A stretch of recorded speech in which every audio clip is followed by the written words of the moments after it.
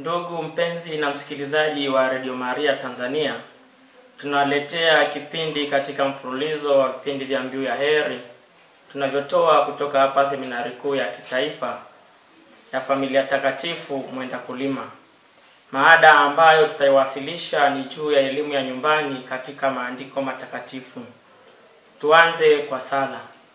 Kwa jina la Baba na la Mwana na la Roho Mtakatifu. Amina. Salamu Maria, umejaa neema, Bwana yu nawe. Umebarikiwa kuliko wanawake wote, na Yesu mzao wa tumbo lako amebarikiwa. Maria mtakatifu, mama wa Mungu, utuombee sisi wakosefu, sasa na saa ya kufa kwetu. Amina.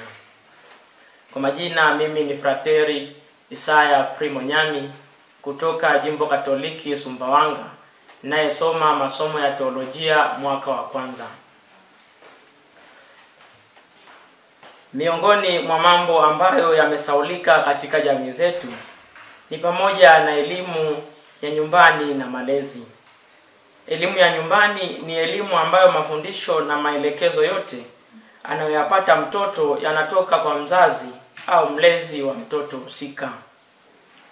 Ni katika kipindi hiki cha elimu ya nyumbani na malezi, mtoto huandaliwa kuwa mtu fulani katika jamii, taifa na ulimwengu kwa ujumla. Ni katika kipindi hiki mtoto huandaliwa kukabiliana na changamoto za maisha. Ikumbukwe, katika nchi zinazoendelea, elimu hii imepewa kipaumbele na watoto wameonekana kuwa bora hata kuliko wale waliopo shuleni. Hivyo basi, wazazi na walezi na jamii kwa ujumla inabidi kuliangalia swala la elimu ya nyumbani na malezi kwa jicho la pili, ili tuwe na kizazi kilicho bora na kizazi kinachojua namna ya kufikiri huku kikijua nini cha kufikiri.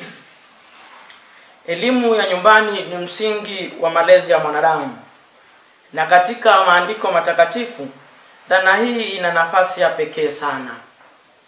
Tangu Agano la Kale hadi Agano Jipya, Biblia imekuwa ikiweka msisitizo mkubwa juu ya jukumu la familia katika kufundisha, kulea na kuongoza watoto katika njia ya haki.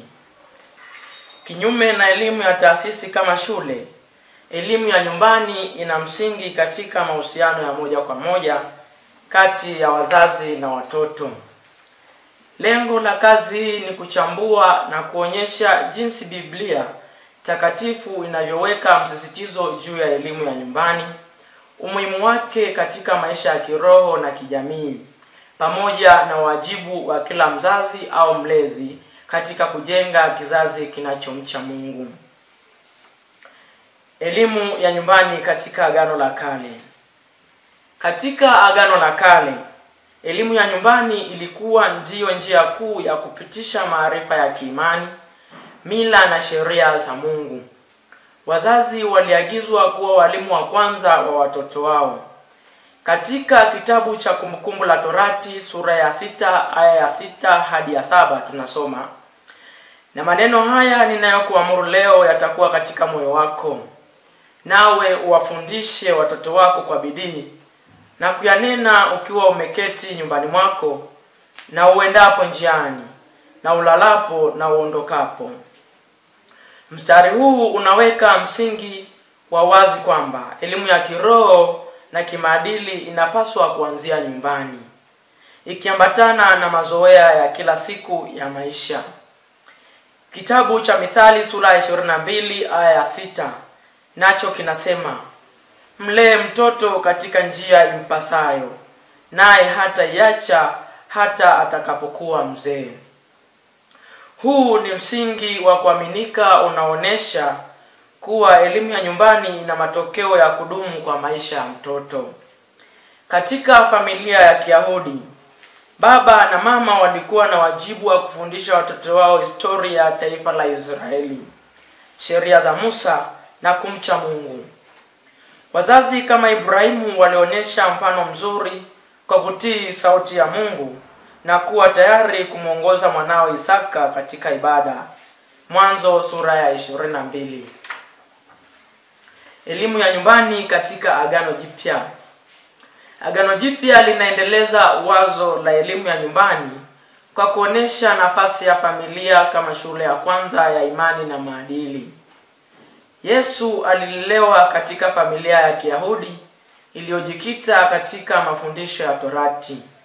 Mwinjili Luka sura ya 2 aya 51 hadi 52 anasema, akaenda pamoja nao, akaja Nazareti, naye alikuwa akiwatii.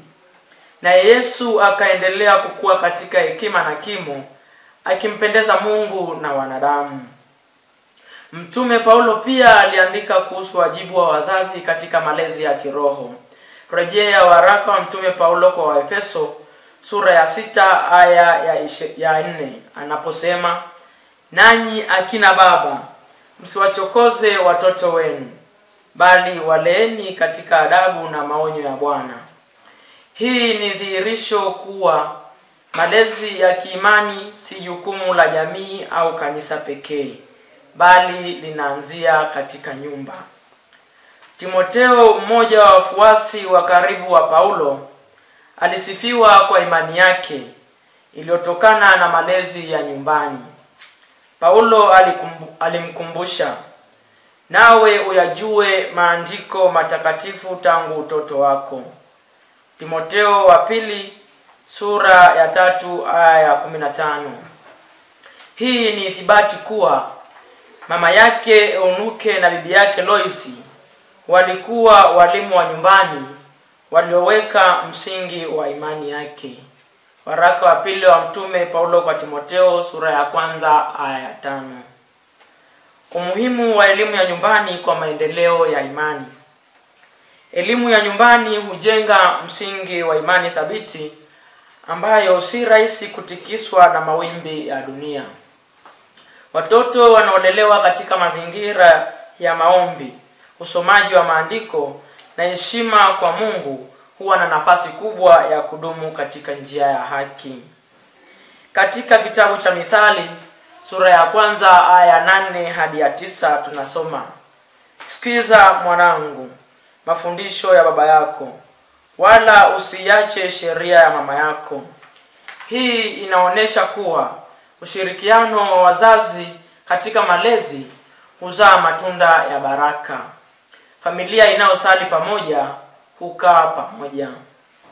Katika nyakati za sasa ambapo familia nyingi zimekuwa na migawanyiko na mawasiliano hafifu, wito wa kurejesha elimu ya nyumbani ni wa lazima. Ni katika familia ambapo maadili hujengwa, dhamira huimarishwa na tabia nzuri huasisiwa. Wazazi wanapaswa kuwa kielelezo cha kile wanachotaka watoto wao wawe. Changamoto na fursa za elimu ya nyumbani leo. Pamoja na umuhimu wa elimu ya nyumbani, kuna changamoto nyingi katika ulimwengu wa sasa. Baadhi ya changamoto hizo ni: mosi, wazazi kutokuwa na muda wa kutosha kutokana na shughuli nyingi za maisha. Pili, ushawishi wa mitandao ya kijamii na teknolojia unawapotosha watoto. Tatu, familia kutokuwa na mshikamano wa kiimani. Hata hivyo, bado kuna fursa kubwa ya kuimarisha elimu ya nyumbani kupitia: mosi, kuanzisha ibada za kifamilia za kila siku. Pili, kuweka muda wa pamoja wa kusoma maandiko matakatifu. Tatu, kujenga mawasiliano ya dhati kati ya wazazi na watoto.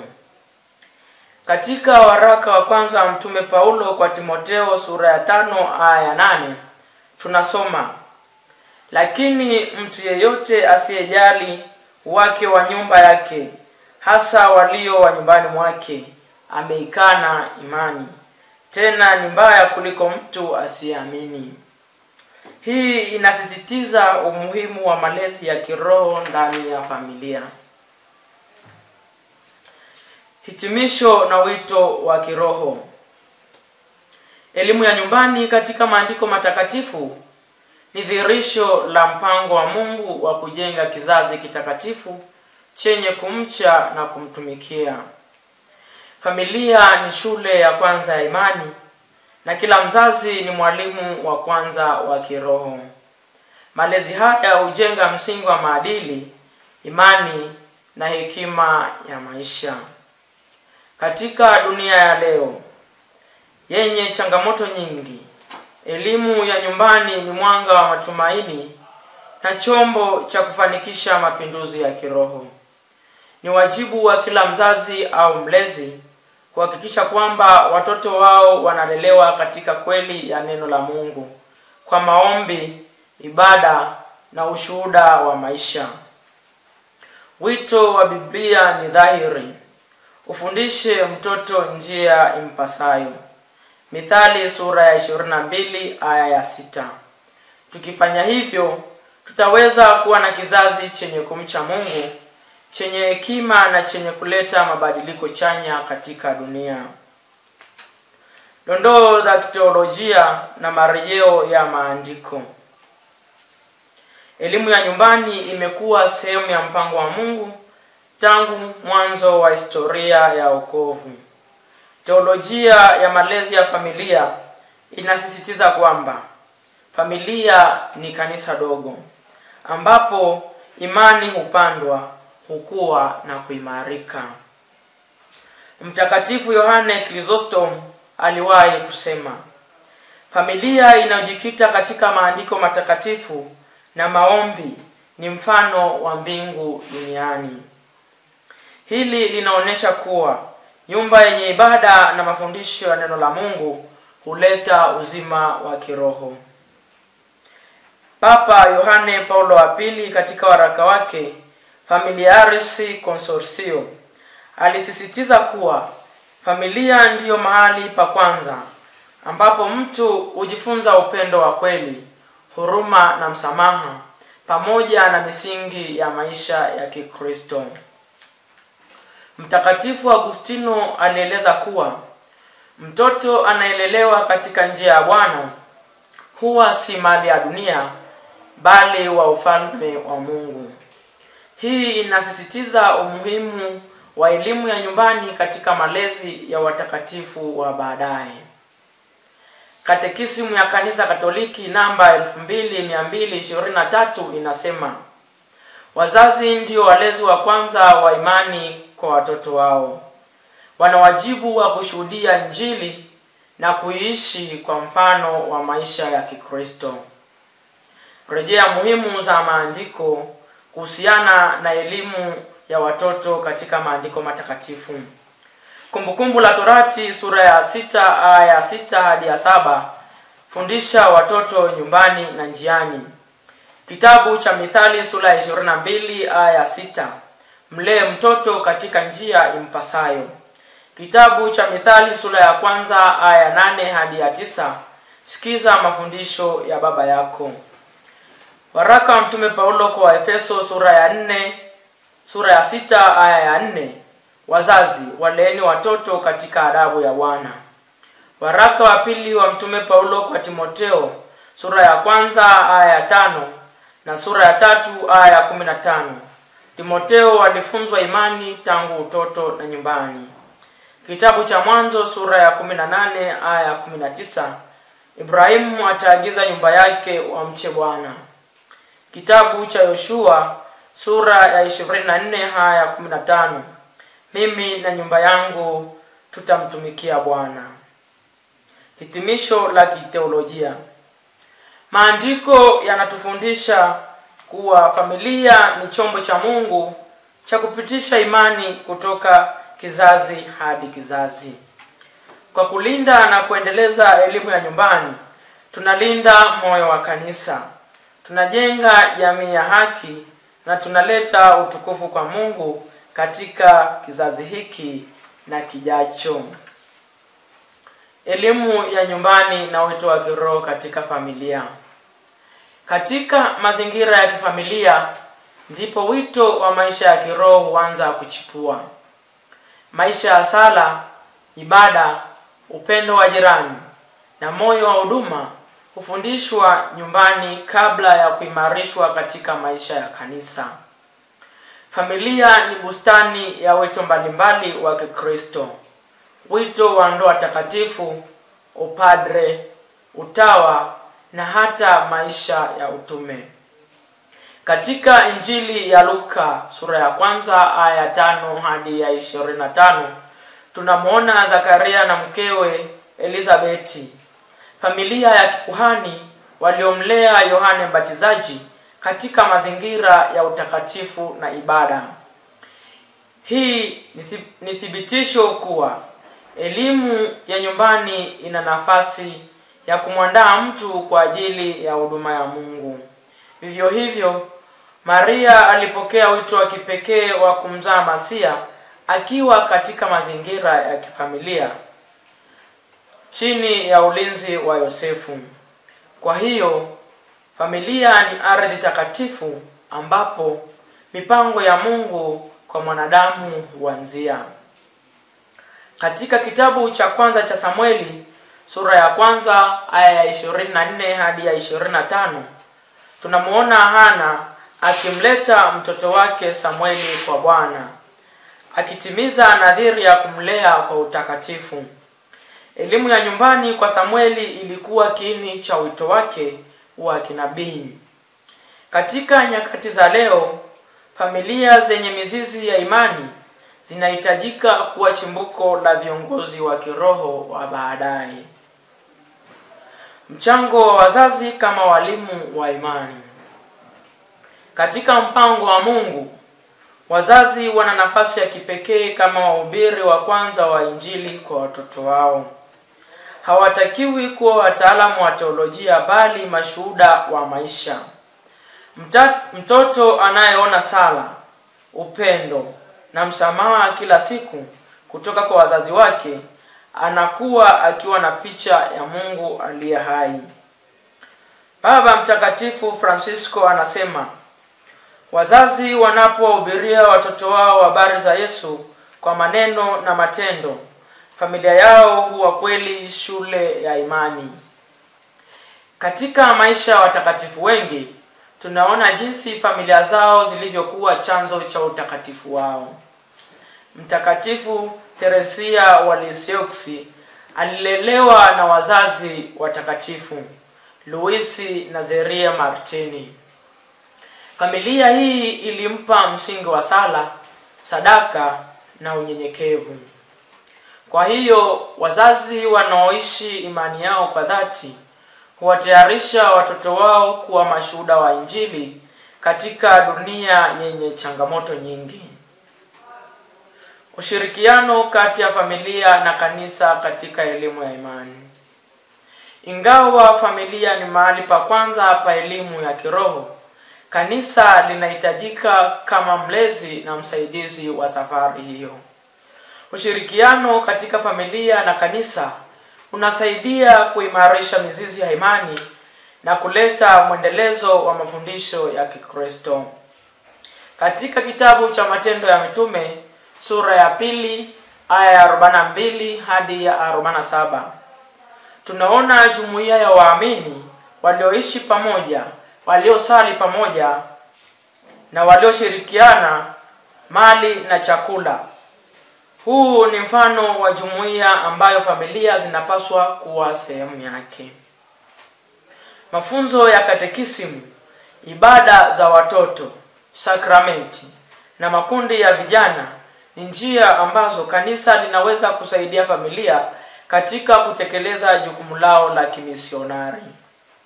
Kwa upande mwingine, familia zinapokuwa hai kiimani huimarisha kanisa zima. Familia moja yenye ibada na upendo hutoa mwanga kwa jamii na hujenga msingi wa taifa lenye haki, amani na mshikamano. Hitimisho.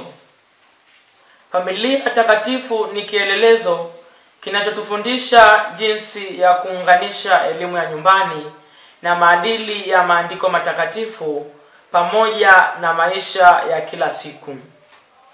Kwa kujenga msingi wa imani na upendo, familia zinaweza kuwa mfano au chombo cha utakatifu duniani kama ilivyokuwa kwa Yesu, Maria na Yosefu. Hivyo ni wito kwa wazazi, walezi kujibidisha katika malezi bora ya watoto wetu ili kuweza kuwasaidia kiroho, hivyo siku moja kuweza kufikia ufalme wa mbinguni, ikiwa ndio lengo au matamanio ya kila Mkristo. Kazi hii na tafakari hii imeandaliwa na mafrateli Edward Nkulu, Emmanuel Chalima, Gabriel Gwaje, George Mwangu na Isaya Primo Nyami ndiye niliyoiwasilisha. Tumsifu Yesu Kristo milele, amina. Tumalize kwa sala. Atukuzwe Baba na Mwana na Roho Mtakatifu, kama mwanzo na sasa na siku zote na milele, amina. Kwa jina la Baba na la Mwana na la Roho Mtakatifu, amina.